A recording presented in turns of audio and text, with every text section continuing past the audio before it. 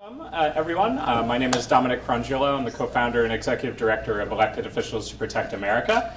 And we're so excited to welcome you here today to our workshop on building electrification and renewables for community leaders, code enforcement officers, school district leaders, and municipal leaders from around the region. So we're so excited that you're here for us today. With us today. The purpose of today's event is to hear from your peers and experts on these topics of building electrification, clean energy policies, programs, funding opportunities, case studies, how we can, as local leaders, transition our communities, our governments, our school districts to clean energy. So we're so excited that you're here with us today.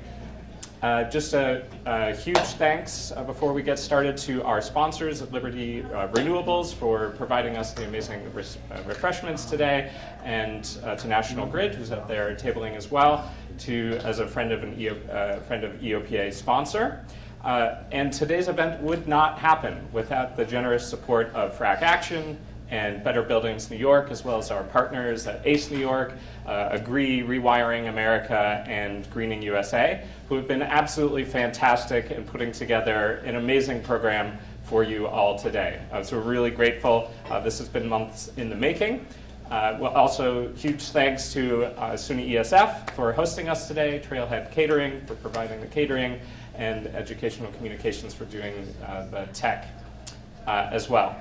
So here's just an overview of what today will look like. We'll kick off with just a little bit about EOPA as Elected Officials to Protect America. Who are we?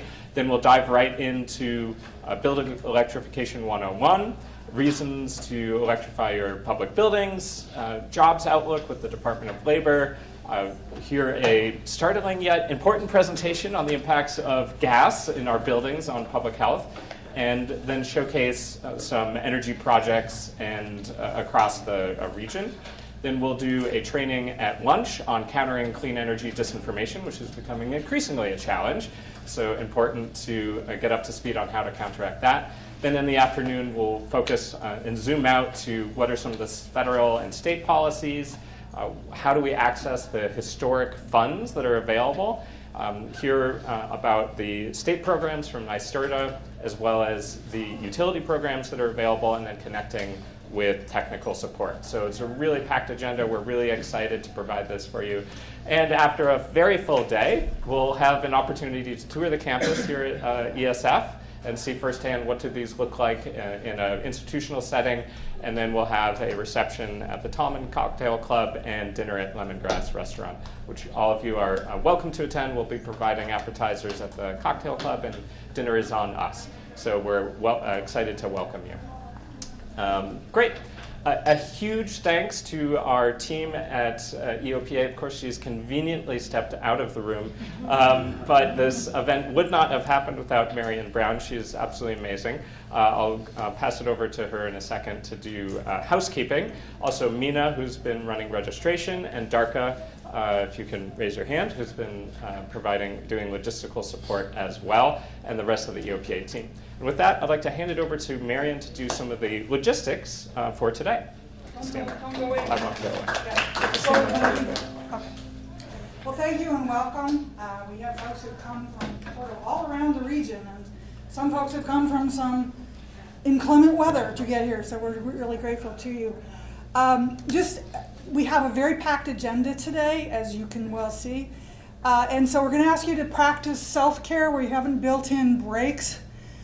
So get up, get coffee, get up, go to the restrooms, which if you have not yet found them, are through the lobby, down the hall to the right, as you need. I would just urge you, if you haven't also noticed, we are recording this entire workshop. So if you don't want to be captured on camera heading out of the room, maybe avoid the camera angle. But again, we welcome you. We are so delighted that you're here. I think you'll find this to be a useful and enlightening workshop. So thank you and welcome. Thank you. Awesome. And let's give a huge round of applause. I know Marion doesn't like recognition, but she's the hero that put this together. So thank you, Marion. She's been absolutely wonderful. And I've known Marian for 20 years or so from Ithaca, and she's also a former school board member. So, cool. So just a little bit about Elected Officials to Protect America. Who are we? We are a network of state and local elected officials across the country focused on how do we protect our people and our planet and our prosperity. And our focus is really on turning the tide on solutions for the climate emergency, environmental justice, and protecting our lands, waters, and at the center of all of it, our democracy. Our core principles are public stewardship, that we believe that as public servants, whether we're appointed or elected, that it's our job to be stewards of our communities and of our democracy and our planet for future generations. Courageous leadership when there are challenges like the climate emergency, like environmental injustice, that are threats to our democracy, that it's up to us to, as public leaders, to step up and lead courageously. And lastly, collective power, that we have the ability to work together across communities, across states, across countries, and at every level of office and government to be able to provide the leadership that we need to solve these problems. And our work, we actually started right here in the state of New York. So we organized nearly 1,000 elected officials a decade ago, working with FRAC Action and many others in this room, to help turn the political tide to have New York State be the first state in the country to prohibit fracking to protect public health, which inspired governments around the world to protect public health. And since then, we've grown to a national network of local and state and tribal and school board elected officials, led by elected officials on the front lines of the climate emergency, and elected officials who are veterans, who have seen firsthand the challenges overseas in defending our nation and bringing that leadership here. So just some of the opportunities, if you're interested in getting more involved, whether you're an appointed official, an elected official, or staff. You can think of our work in three arenas. First, on the education side. So we have a public leadership certificate program in public leadership with the University of San Francisco. And that teaches values-based communications, emotional intelligence in leadership, body language and negotiations, crisis communications, a lot of skill sets that, frankly, folks don't get in running for office or in governance school, but are essential to help lead and move things forward. And we've had very grateful to have folks from all around the world. We've had 200 applicants this past cycle. We're only able to take about 35 people. So it's very competitive. But the fact that you're here, we prioritize people who have been active with us. And if you're really interested in our veterans or veterans' families, we then are able to provide full scholarships to our master's program in public leadership as well with USF. So that's education. That's really fun because, as Darka has been there as well, we've had, it's also a policy incubator. So we've had multiple policies then move through and actually win the policy prize and have gone on to be, for example, introduced in Hawaii as first in the nation legislation on mental health and climate resilience, which is really amazing. And Alex, who will present later, is in the UK Parliament right now because the Energy Security Marshall Plan to help Ukraine leapfrog from fossil fuels on a national level to clean energy just is in the UK Parliament, just got passed as an early day motion. So very exciting. And all that came out of the certificate program. So then on the media and storytelling arm, we have a film production arm. So if you need support with videos, we have a production arm with award-winning journalist Anna Day, a news magazine that reaches 25,000 lawmakers across the country, podcasts run by state and local electeds, a book publishing arm through our parent nonprofit, Solon Center for Research and Publishing with over 70 mission-driven titles. So if you have a book in you or know someone that does, and radio and press conference work, media work. So if you want to get your policies out or case studies to folks across the country, that can go in our newsletter on the podcast, for example.